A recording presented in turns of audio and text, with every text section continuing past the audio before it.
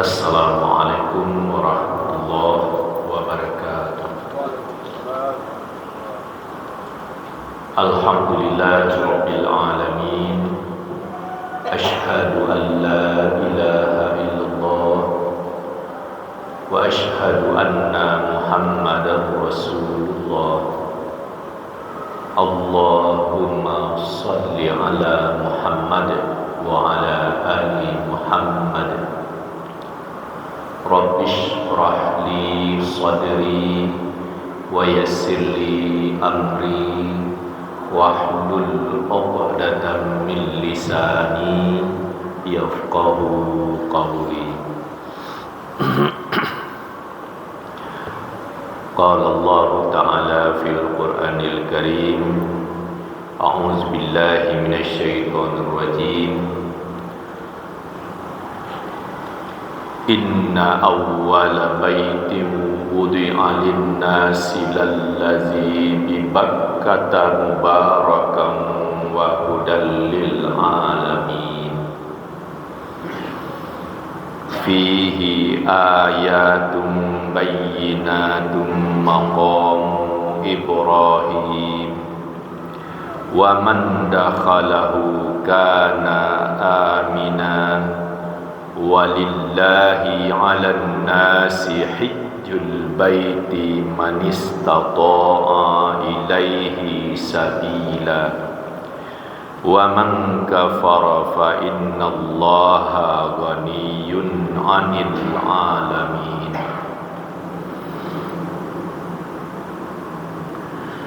Sesungguhnya rumah ibadah yang pertama kali dibangun untuk manusia adalah Baitullah yang berada di Bakkah,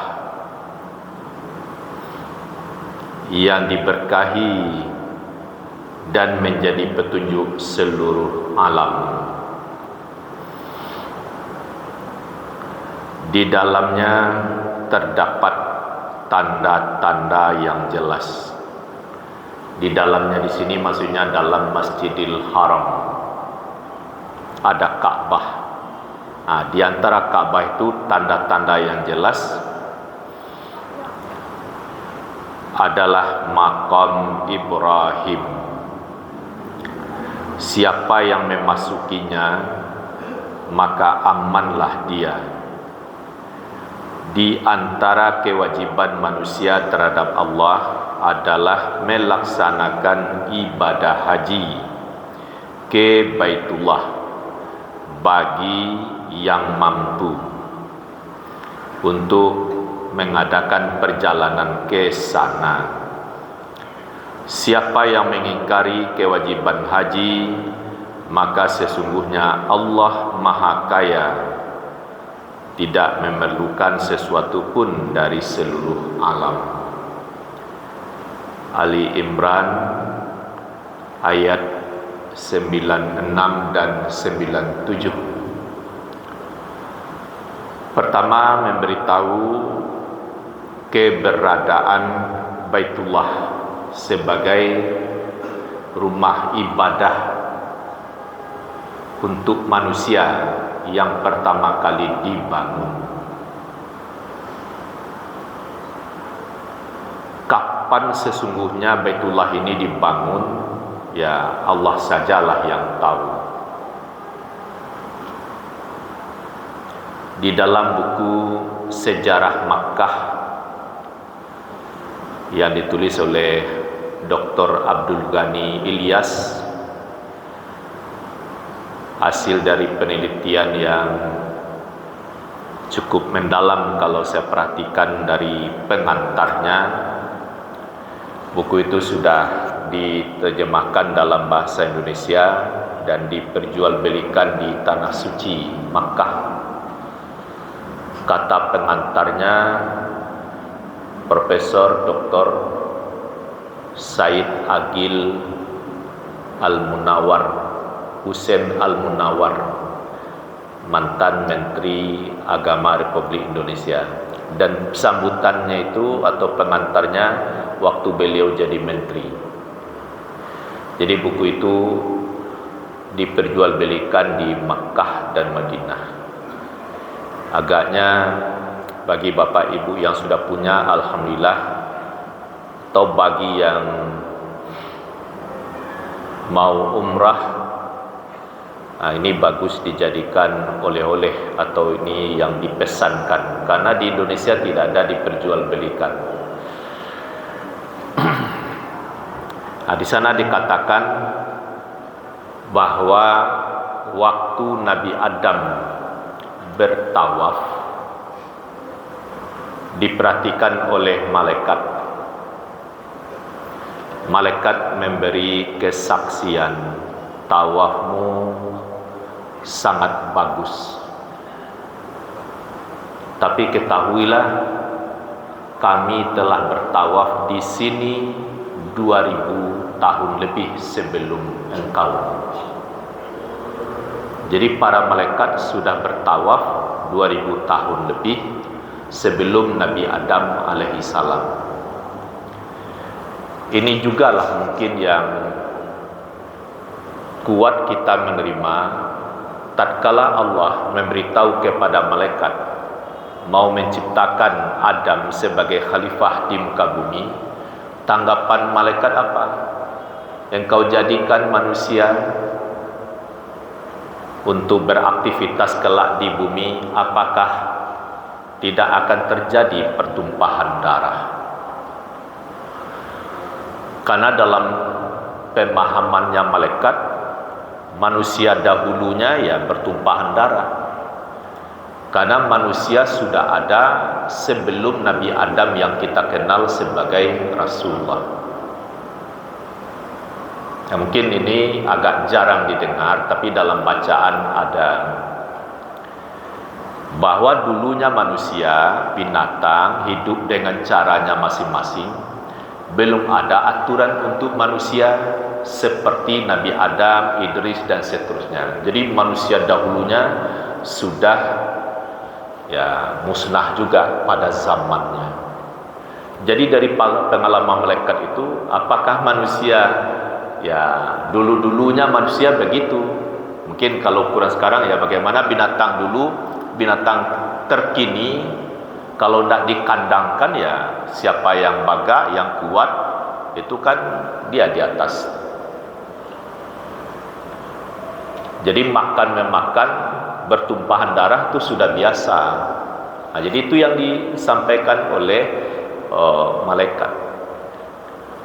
Yang dia sebagai makhluk Allah selalu beribadah, bertasbih. Tapi kalau manusia tidak, manusia yang sudah hancur itu mau diciptakan lagi, apakah tidak akan terjadi pertumpahan darah? Lalu Allah luruskan, aku mengetahui apa yang tidak kamu ketahui.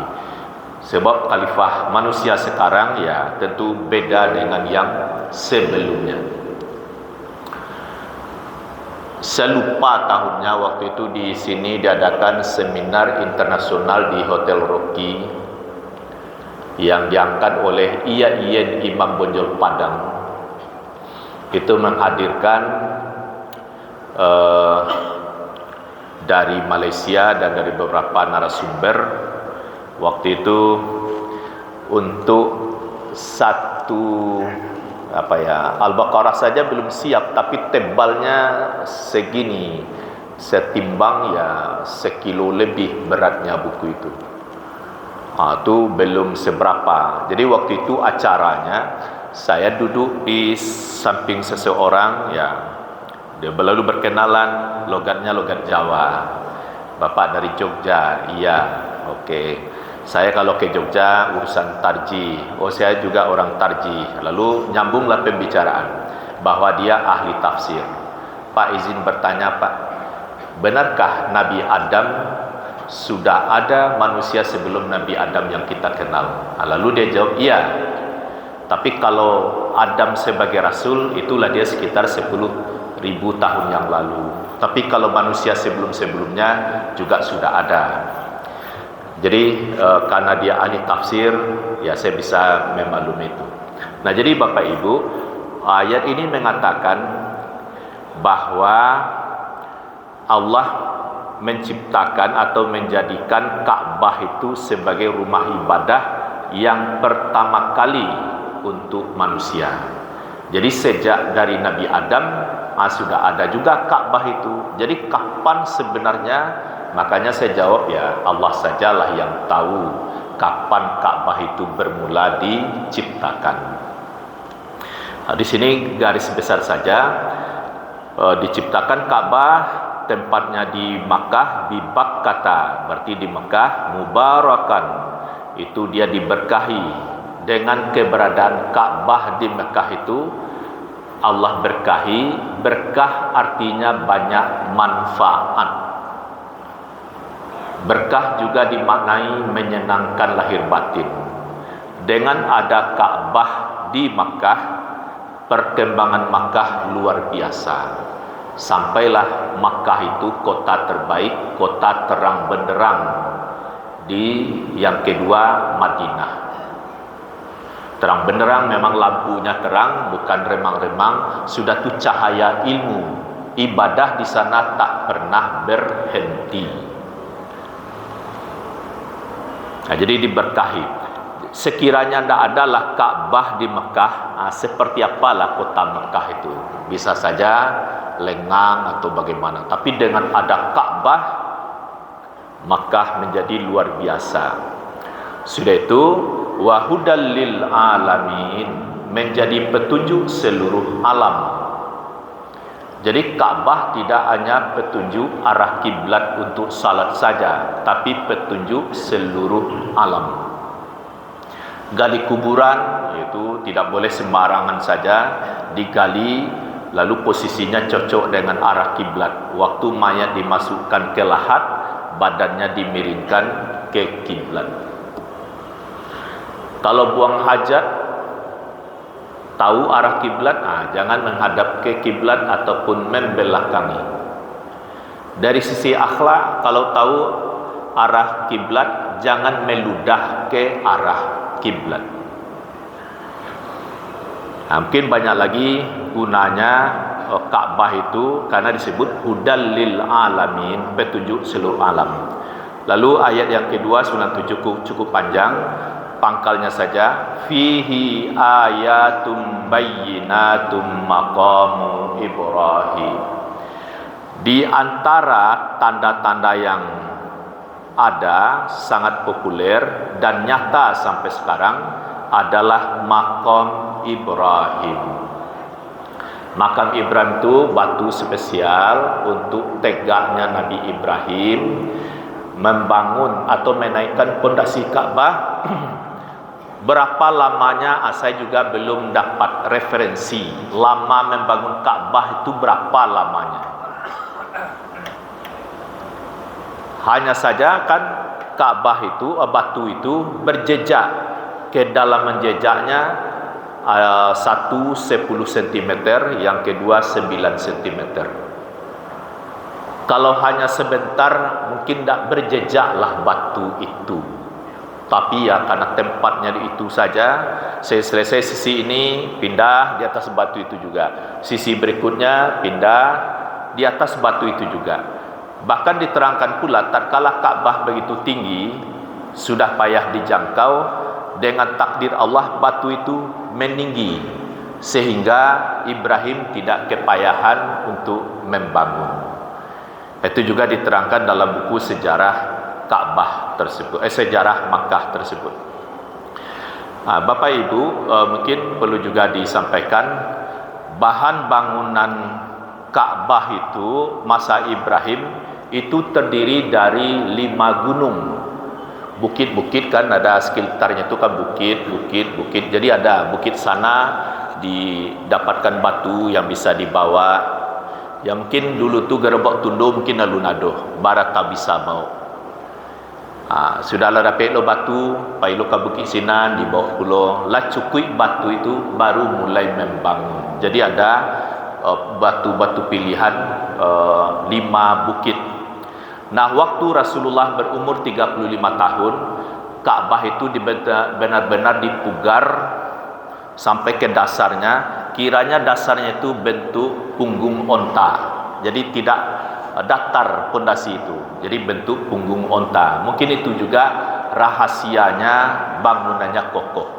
Karena waktu itu kan belum ada besi yang dirangkai untuk dicor. Nah, demikianlah Bapak Ibu sedikit pemahaman tentang ayat ini, bisa didalami dalam kajian tafsir. Assalamualaikum warahmatullahi wabarakatuh.